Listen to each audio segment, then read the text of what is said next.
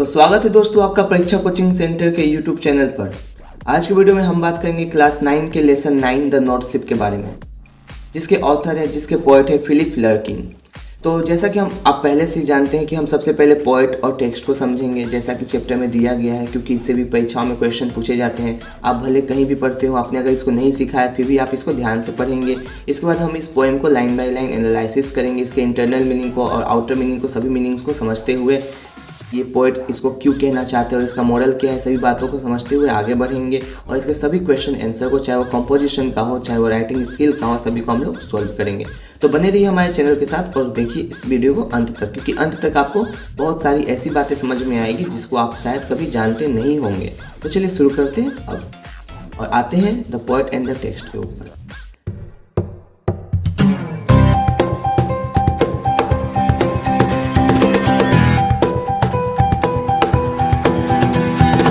इसको शुरू करने से पहले मैं आपको इस चैप्टर के नाम यानी हेडिंग के बारे में बता देना चाहता हूँ, जो है द नॉर्थ शिप यानी उत्तरी शिप। शिप का मतलब जहाज होता है, उत्तर दिशा में जाने वाला जहाज इस चैप्टर का नाम है।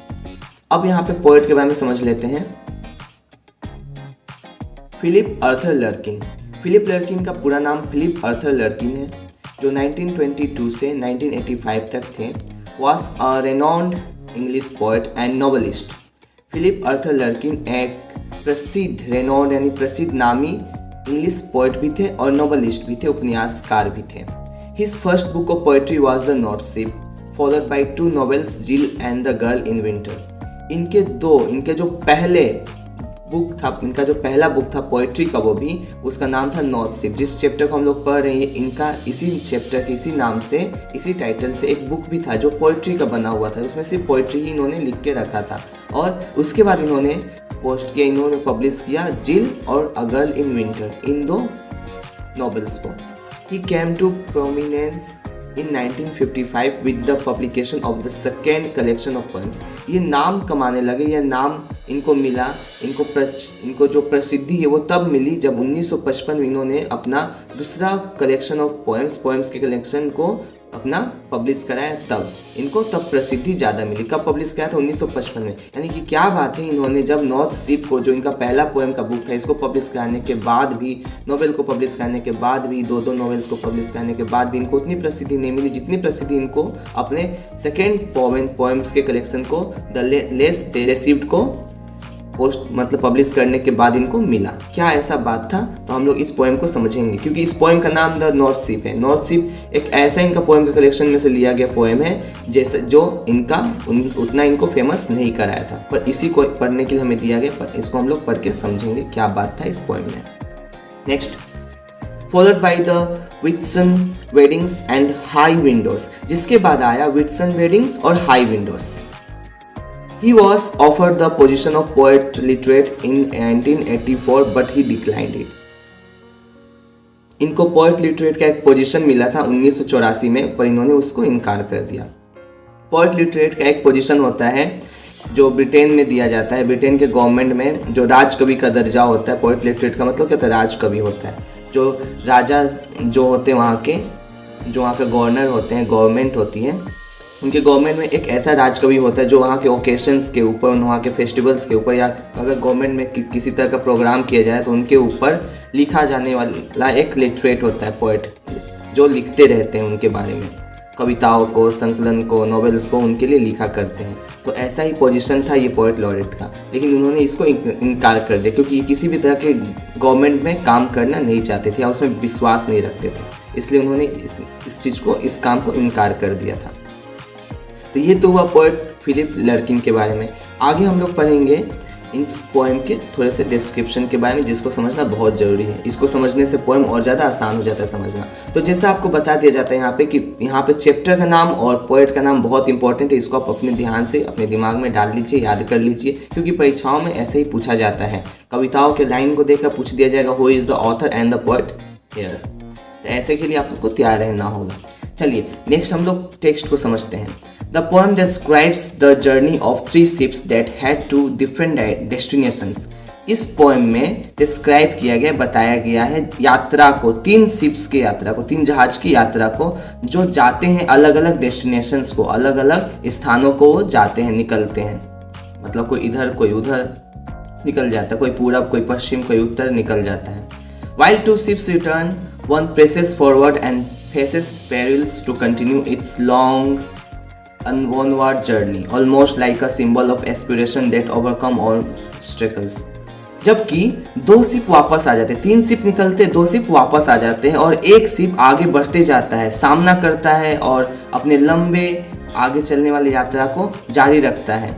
और वो एक तरह से एक ऐसा एस्पिरेशन है, एक ऐसा आकांक्षित व्यक्ति है जिसकी इच्छाएं इतनी हैं, वो ऐसा इंसान है जो अपने सभी मुसीबतों को, अपने सभी रुकावटों को पार करते हुए आगे बढ़ते जा रहा है। उसको किसी भी तरह के रुकावट की परवाह नहीं है, वो आगे बढ़ते जा रहा है। तो यहाँ पे हम लोग देख सकते हैं कि इस पोएम में पोएट ने 3 शिप्स को लेकर 3 तरह के लोगों के बारे में बात की है, जो जिनके अलग अलग मार्ग होते हैं, अलग अलग डेस्टिनेशंस होते हैं, जिसमें से 2 लोग अपने मार्ग को पूरा नहीं कर पाते और वापस चले जाते। क्या कारण होता है कि वो वापस चले जाते, उन कारणों को भी हम इस पोएम के जरिए समझेंगे और किस तरीके से हम ऐसा समझेंगे, ऐसे आगे थर्ड शिप की तरफ बढ़ सकते हैं, वो भी इसी पोएम में हम लोग समझेंगे। हमें क्या करना होगा, हमें इस पोएम को अच्छे से समझना होगा ताकि हम इसमें बताए गए इंटरनल मीनिंग्स को अच्छे से समझ जाए, और ये समझना बहुत ज़रूरी है। इसीलिए ये पोएम हमें दिया गया पढ़ने के लिए। ऐसा हम लोगों के साथ भी बहुत बार होता है। चलिए तो शुरू करते हैं पोएम को। I saw 3 ships go sailing by over the sea, the lifting sea, and the wind rose in the morning sky, and one was rigged for a long journey. यहाँ पे sailing by का मतलब चलना हुआ, पानी में चलने को, हवा में चलने को sailing by कहा जाता है। यहाँ पे lifting का मतलब ऊंचा उठा हुआ, और अंत में देखिएगा इस 4 लाइनों में रिग्ड का मतलब होता है तैयारी करना। जो इसका आपको वर्ड नेक्स्ट में मीनिंग मिल जाएगा, उसको भी अच्छे से याद कर लीजिएगा। रिग्ड का मतलब जो भी दिया जाएगा उसको मैं बाद में समझाऊंगा आपको, उसको भी याद करना बहुत जरूरी है। परीक्षा में तो ये भी पूछा जाता है ना, रिग्ड का मतलब होता है तैयारी। तो इन 4 लाइन का पहले मतलब समझ लेते हैं।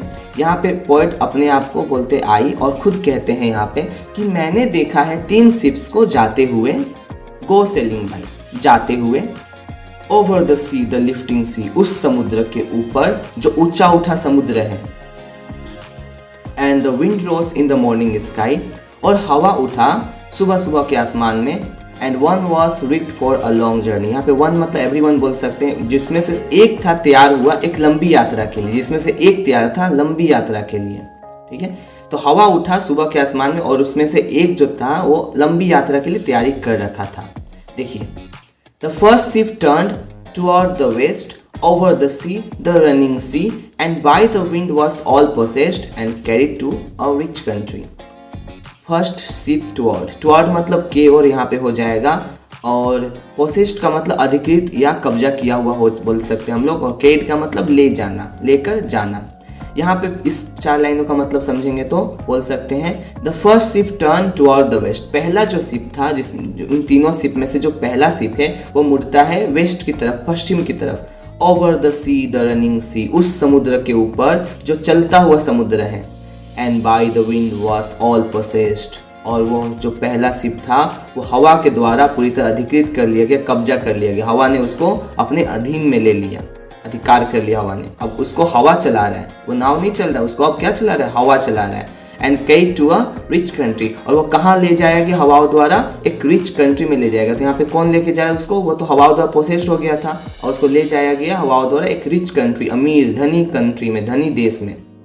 तो सभी नावों का यही सपना होता है कि हम ऐसे जगह पे पहुंचे जहाँ से हमें लाभ हो, और ये धनी देश का ही उनका सपना होता है। तो पहला शिप सही जगह पे पहुंच गया अपने मन के हिसाब से, धनी देश में।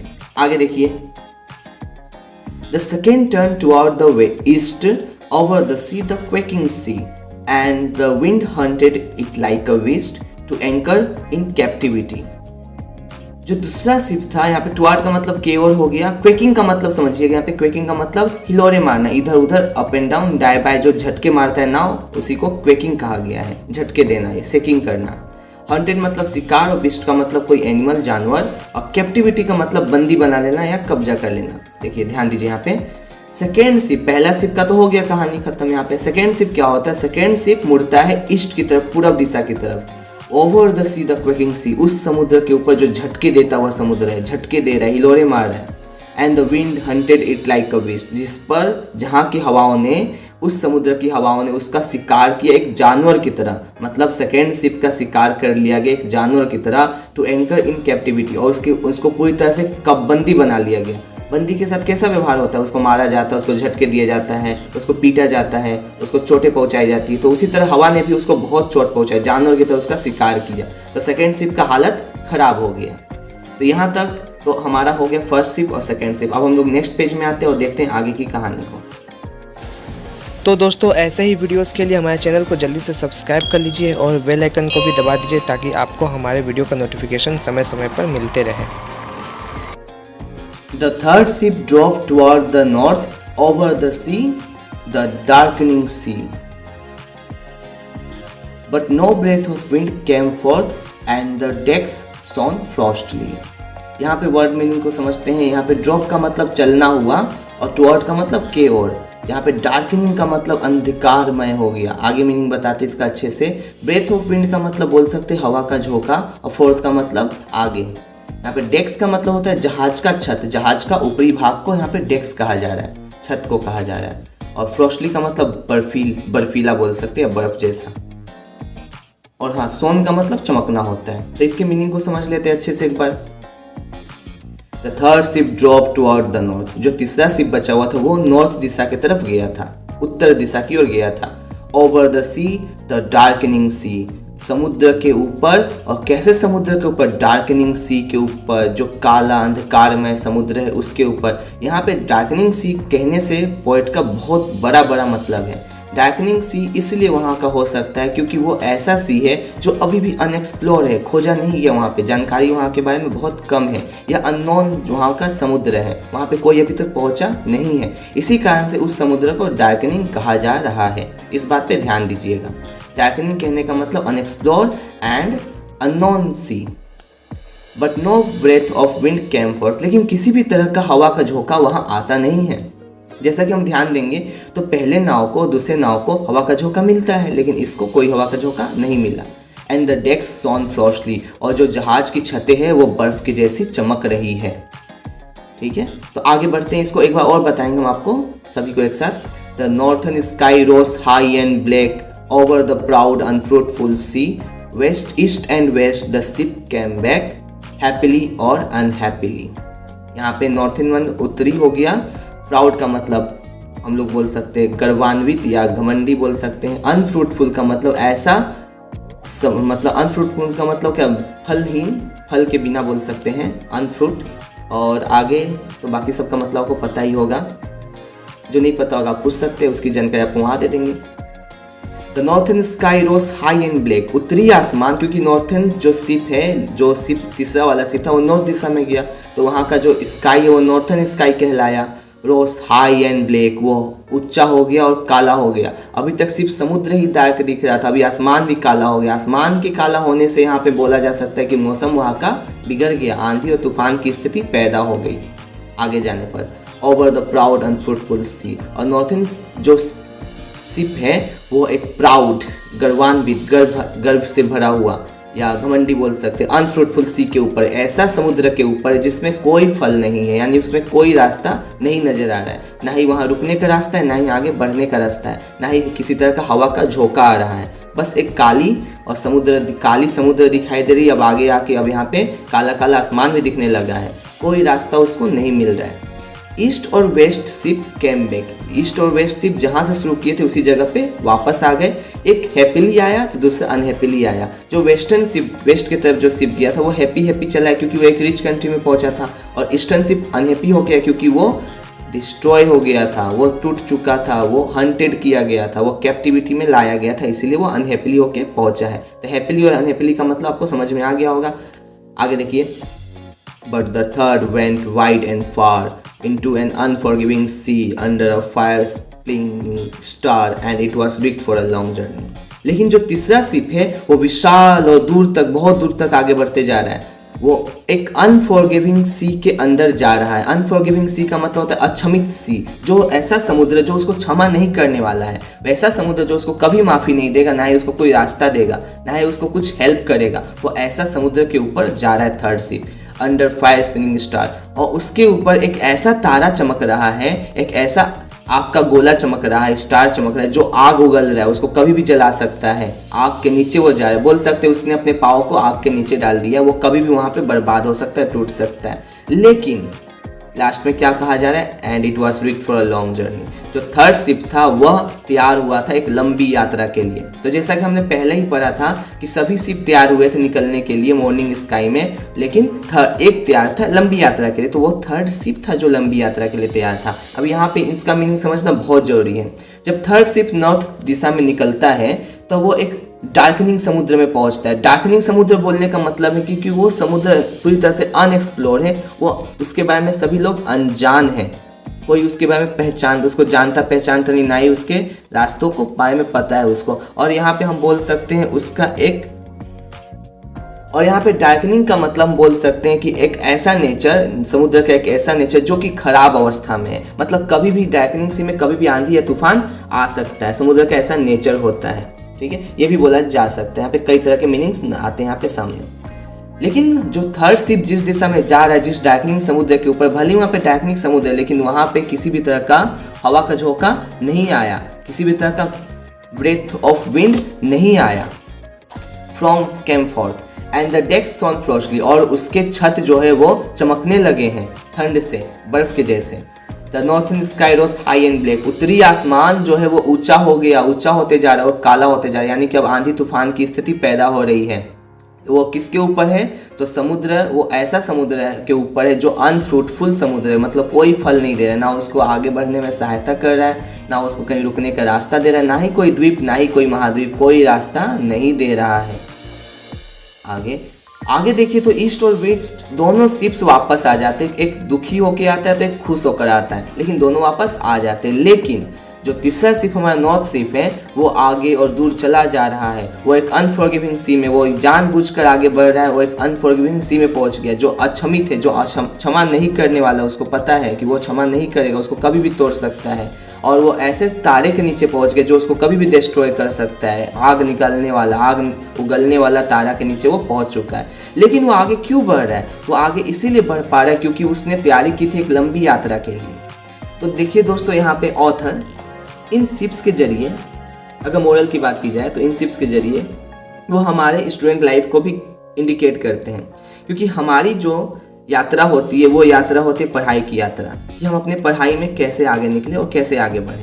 और इसी पढ़ाई की यात्रा को समझाने के लिए ये चैप्टर हमारे सिलेबस में दिया गया है कि अगर हमारी तैयारी अच्छी होगी, बढ़िया से होगी, तो भले ही कितनी भी मुसीबतें आए हम लोग आगे पहुंच जाएंगे। यहाँ पे जब पहले शिप की बात करें तो उसको फेवरेबल कंडीशन मिले, यानी कि उसको सब कुछ अच्छा मिलता है, तभी वो अपने मंजिल पे पहुंच पाता है। लेकिन सेकेंड शिप को सब फेवरेबल नहीं मिलता, उसको अनफेवरेबल मिलता है, वेरिएबल मिलता है, कंडीशन खराब कंडीशन मिलते हैं, इसी कारण से वो टूट फूट जाता है। लेकिन हाँ, उसने अगर अपनी तैयारी की होती थर्ड शिप नॉर्थ शिप के जैसी, तो वो भी उस टूटे फूटे अवस्था में भी आगे जा सकता था, लेकिन वो नहीं जा पाया क्योंकि उसकी तैयारी नहीं थी। यहाँ पे तैयारी शिप था तो एक शिप का था। ये भी हो सकता है पहला वाला शिप जो रिच कंट्री में पहुंचा वो और भी आगे जा सकता था, और भी बहुत से कंट्रीज में, एक बार में 2-3 कंट्रीज में जा सकता था, लेकिन तैयारी जिसकी होगी वही आगे बढ़ेगा। यहाँ पे कहने का मेन मकसद यहाँ पे यही है कि जिसकी तैयारी होगी ज़्यादा वही आगे बढ़ सकता है, जिसकी तैयारी नहीं होगी वो आगे नहीं बढ़ सकता। अगर आपकी तैयारी बढ़िया से हो रही है तो आप आगे बढ़ोगे, अगर आप अभी पढ़ाई कर रहे हो तो आप आगे जाओगे, आपका परीक्षा में अच्छा जरूर नंबर आएगा।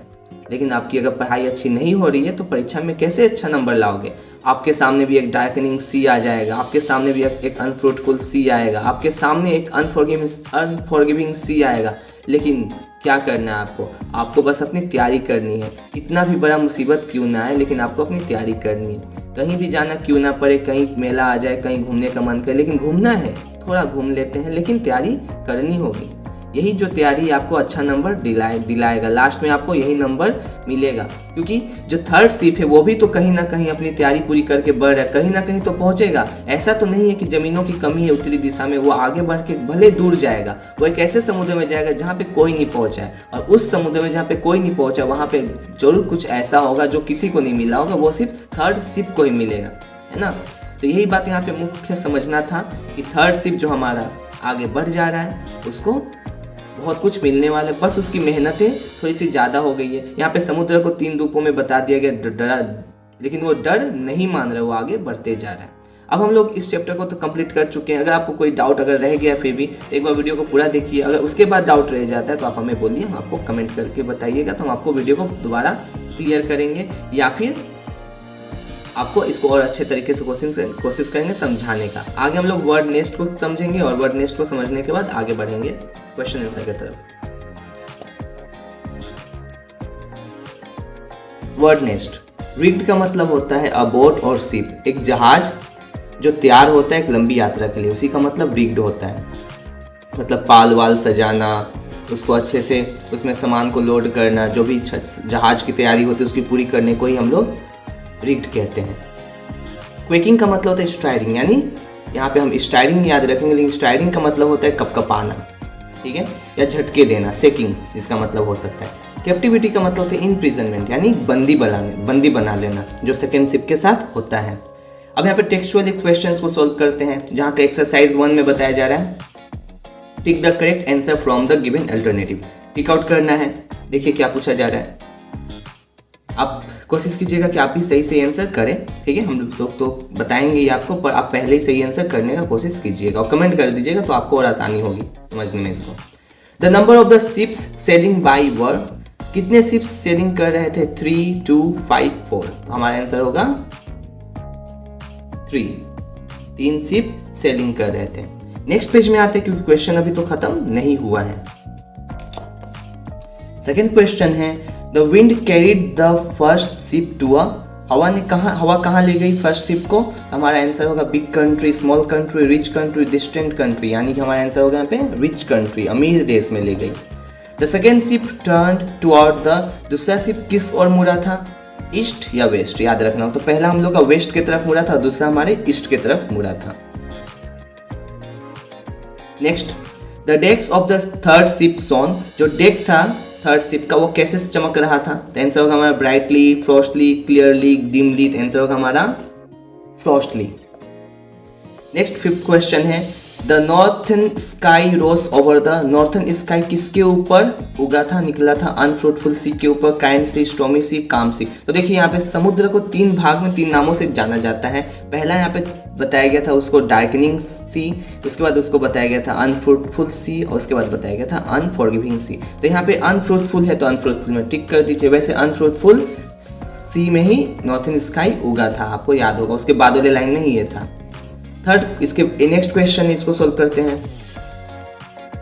The third ship was rigged for a, third ship किस चीज के लिए तैयारी था?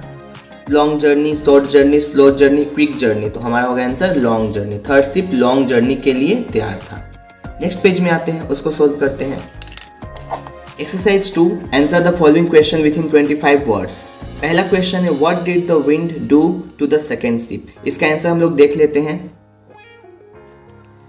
The wind hunted the second ship like a beast, हवा ने कब्जा कर लिया सेकेंड शिप को एक बीस्ट के जैसे, एक जानवर के जैसे। इसका आंसर होगा ये। तो इस आंसर को अपने कॉपी में नोट डाउन कर लीजिए, इसको अच्छे से समझ लीजिए, समझने पे ये आंसर आसानी से याद होगा। The wind hunted the second ship like a beast. Next question देखिए, बुक का है क्वेश्चन, बस यहाँ पे लिख के मैंने समझाया है, कंफ्यूज मत होइएगा। Give any 2 points of differences, 2 अलग अलग पॉइंट्स को बताना है between the journey of the third ship and the other 2 ships. किसके यात्रा के बीच में? तो पहले और दूसरे 2 शिप्स और थर्ड शिप्स के यात्रा के बीच के 2 डिफरेंसेस को, अंतर को बताना है। तो आंसर होगा unlike the other 2 ships the third one did not get a breath of wind.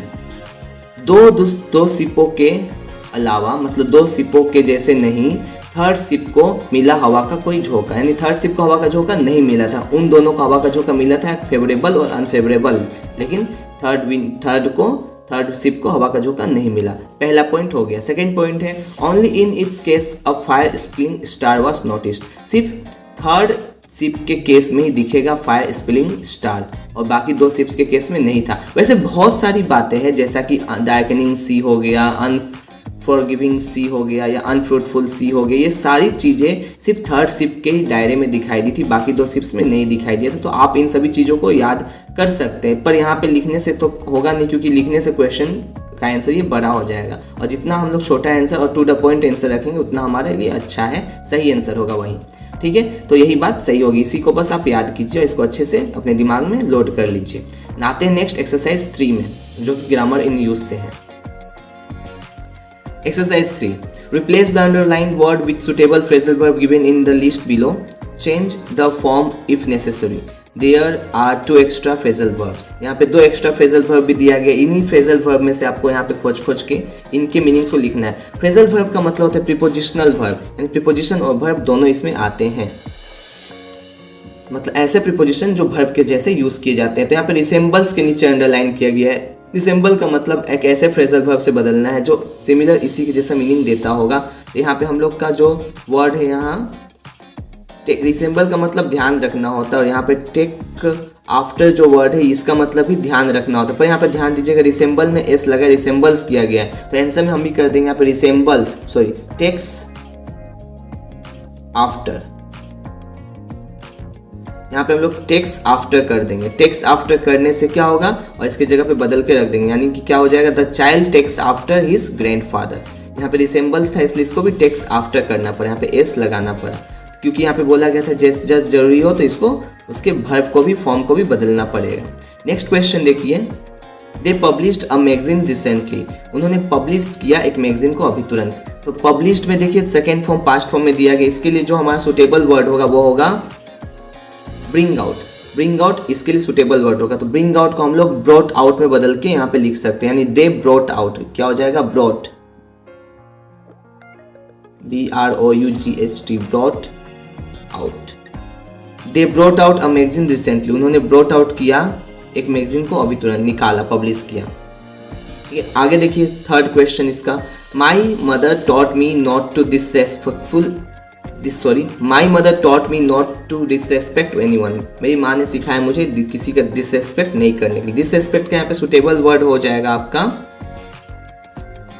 Look down upon, और लुक डाउन अपॉन को बदलने की जरूरत नहीं, क्योंकि डिसरेस्पेक्ट के जैसा ये बदल जाएगा, ये हो जाएगा आपका C number. Look down upon को आप कर दीजिएगा इसके जगह पे चेंज, यानी my mother taught me not to look down upon anyone, किसी को नीचा नहीं दिखाए। We should abolish our habits, हमें हमारे बैड हैबिट्स को एबोलिश यानी समाप्त करना चाहिए। तो यहाँ पे एबोलिश का मतलब हो गया गिव अप, यहाँ पे गिव अप लिखा है, गिव अप लिखा है, तो गिव अप को हम लोग यहाँ पे नोट कर देंगे, यानी we should give up bad habits. A new university was built at कुछ बिहार में एक नया यूनिवर्सिटी बिल्ट हुआ। बिल्ट को हम लोग बोलेंगे सेटअप, सेटअप का मतलब होता है बिल्ट करना, तो सेटअप यहाँ पे कर देंगे। तो इस तरह से हमारा फ्रेजल वर्ब भी कंप्लीट हो गया।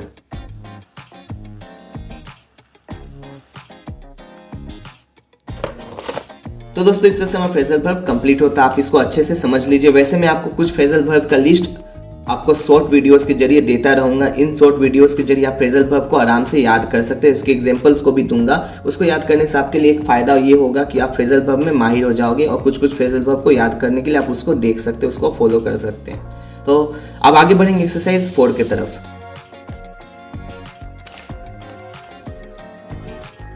एक्सरसाइज 4 का ए नंबर क्वेश्चन है, the man was so weak that he could not walk, आदमी था बहुत कमजोर, so weak that he could not walk. यहाँ पे देख सकते हैं ये जो चेंजेस हो रहा है, इस चेंजेस को हम लोग ट्रांसलेशन ऑफ सेंटेंसेस में समझेंगे। जो कम्प्लेक्स और सिंपल सेंटेंस और कंपाउंड सेंटेंस जो होता है उससे में हमको ट्रांसलेट करना है, ये सब आपको सिखाना है, जहाँ हम लोग इसको अच्छे से समझेंगे अपने ग्रामर वाले सीरीज में। पहले यहाँ पे देखिए इसको कैसे बदलना है। तो जब भी ऐसा आपको क्वेश्चन दिया जाता है, the man was so weak that he could not walk, यहाँ पे सो हो और could not, that he could not या कैन नॉट लिखा हो, तो इस सो के जगह पे आपको TOO कर दिया जाना है, और बाकी जो दैट ही कुड नॉट तक जो भी वर्ड लिखा है वहाँ पे टू कर देना है, बस इसी में ये बदल जाएगा। यानी हो जाएगा the man was too weak to walk, इसी से ये बदल जाएगा। और अगर ऐसा दिया जाएगा तो इसको उल्टा कर देना है। बस इसके इस फॉर्म को कैन को कुड तब करेंगे जब यहाँ पे वास और वेयर हो तो कुड कर देंगे, और इज एम आ रहेगा तो यहाँ पे कैन कर देंगे, क्योंकि ये पास्ट फॉर्म को पास्ट फॉर्म में, प्रेजेंट फॉर्म को प्रेजेंट फॉर्म में बदलना पड़ता है। Next, Titi is one of the most intelligent girl in the class. Titi most intelligent girl है, सबसे तेज इंटेलिजेंट गर्ल है, यानी कि इसको सुपरलेटिव में किया गया है, बोला गया आपको इसको करना है सिंपल में, सिंपल डिग्री में बदलना है। तो हो जाएगा हमारा very few girls are as intelligent as Titi in class. Next question है, as soon as he reached home it started raining heavily. जैसे ही वो घर पहुंचा बारिश तेज हो गई, शुरू हो गई। तो यहाँ पे एस सुन एस वाले क्वेश्चन को बदलना था। तो यहाँ पे हम लोग हमेशा इसको बदलने के लिए क्या करते हैं, नो सुनर लगाते हैं, यहाँ पे हेड लगाते क्योंकि पास्ट फॉर्म में है। यहाँ पे ही के जैसे आ गया, रिस्ट के जैसे आ गया, होम के जैसा रह गया। यानी एस सुन एस को नो सुनर हेड में बदलते हैं। As soon as he reached home, no sooner had he reached home. It को हटा के देन करेंगे, it started raining heavily, it started raining heavily, जैसा था वैसे ही कर देंगे। Next, why cry over split milk, split milk के ऊपर क्यों रोना है। तो यहाँ पे क्वेश्चन वाला सेंटेंस है, इसको आपको इन जो अफर्मेटिव सेंटेंस होता है उसमें बदलने बोला गया। देखिए एक बार क्वेश्चन को,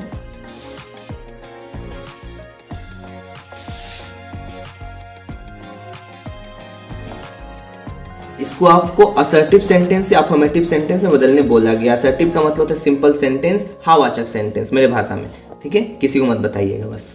देखिए हावाचक सेंटेंस में बदलने के लिए क्या करना होगा, why cry over split milk में से क्वेश्चन को हटाना होगा। तो don't cry over split milk करने से हावाचक में बदल गया, अफर्मेटिव में बदल गया, सॉरी। हाँ, next, blood is thicker than water, blood जो है वो थिकर होता है वाटर से। यहाँ पे क्या बदलना था, यहाँ पे क्वेश्चन इंट्रोगेटिव में इसको बदलना था, तो हम यहाँ पे कर देंगे is blood not thicker than water, क्या ब्लड नहीं होता वाटर से थिकर।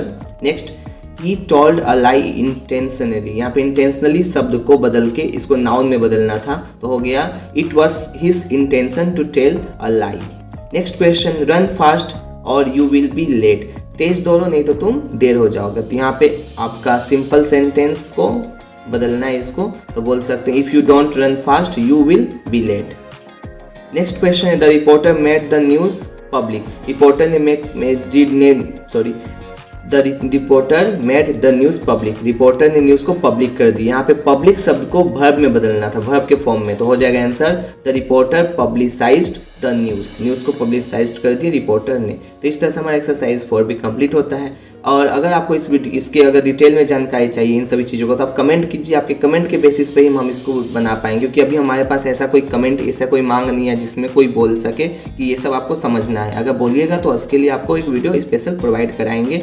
फिलहाल अभी तो इसी से आपको काम चलाना होगा और इसी तरह समझना होगा। नेक्स्ट पेज में आते हैं और इसके ग्रामर वाले पोर्शन को और कंप्लीट करते हैं।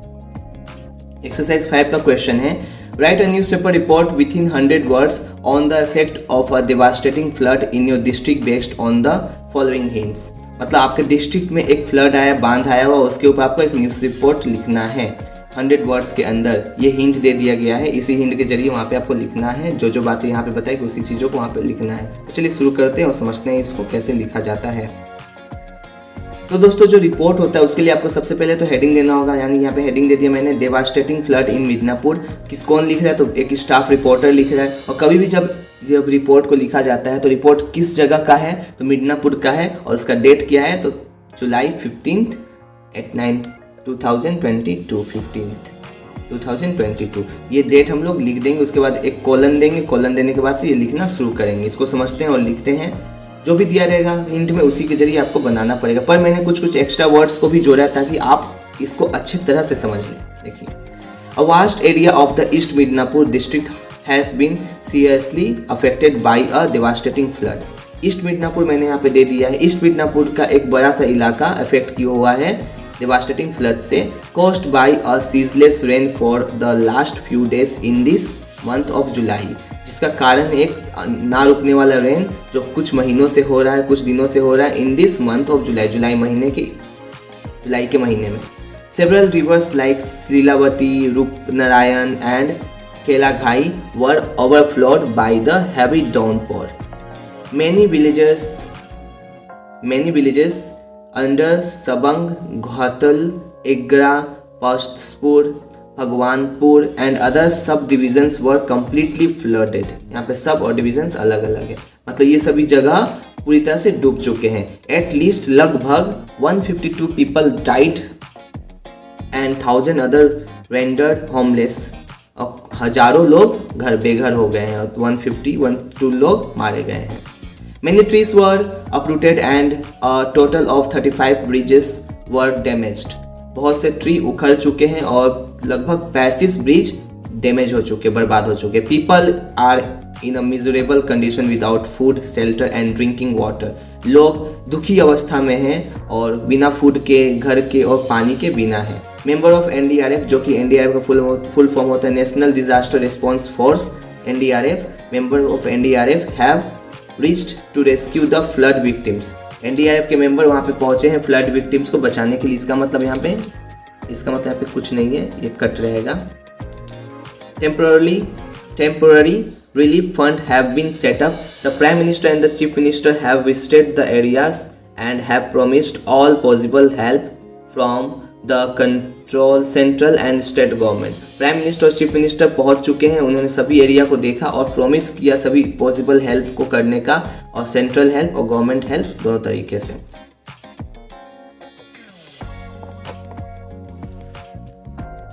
तो इस तरह से आपने इसको समझ लिया है। आप इसको अच्छे से कॉपी में नोट डाउन कर सकते हैं, नोट डाउन करके आप इसको याद कर लीजिए और परीक्षाओं में आने का इंतजार मत कीजिएगा, आएगा तभी लिखेंगे या छापेंगे। इसको याद कर लीजिएगा तो आपको बहुत सारे इससे मिलते जुलते जो रिपोर्ट होंगे आपको उनको करने में सहायता मिलेगी, वो आप आसानी से कर पाओगे। तो ये हो गया exercise 5।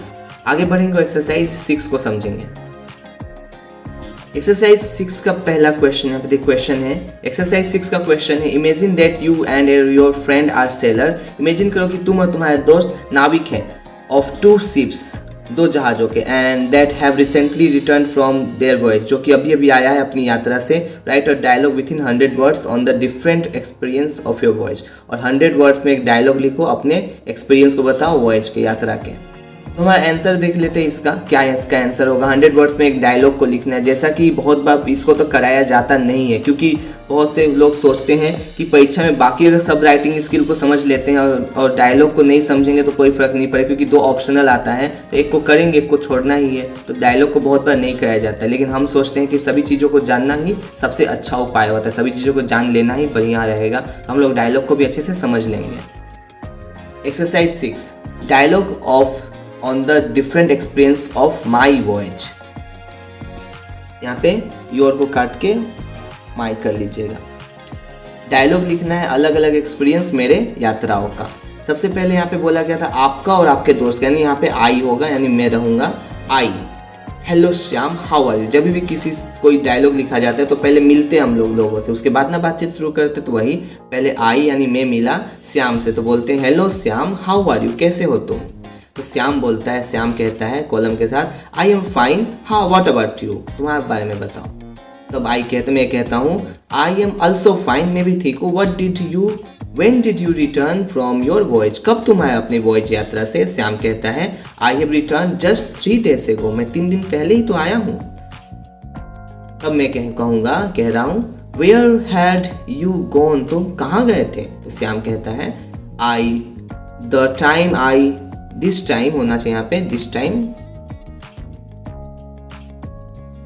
This time I had gone to South Africa with my ships the Viking, उसके शिप का नाम वाइकिंग है, वाह। तो वो अपने शिप वाइकिंग के साथ साउथ अफ्रीका गया था। आई कहता है what a coincidence, I have also returned 1 week ago, वाह क्या कोइंसिडेंस है, मैं अभी 1 week ago ही तो आया हूँ, पहले ही तो आया हूँ। तब श्याम कहता है वेयर हैड यू गॉन, तो तुम कहाँ गए थे। तो मैंने कहा I went to Italy and my ship with my ship wing, मैं गया था इटली मेरे शिप विंग के साथ। तब श्याम कहता है हाउ वॉज योर ट्रिप, तुम्हारा ट्रिप कैसा था। तो मैंने कहा we had reached our destination on time, हम अपने डेस्टिनेशन पे टाइम पे पहुँचे, and the weather was very pleasant, और मौसम बहुत अच्छा था। 3rd शिप के जैसा नहीं था भाई, 3rd शिप जैसा मौसम मिला था वैसा मौसम नहीं था, हम लोग 1st शिप के जैसा पहुँचे, अच्छे से पहुँचे, बढ़िया से पहुँचे, मौसम भी अच्छा था। तो श्याम कहता है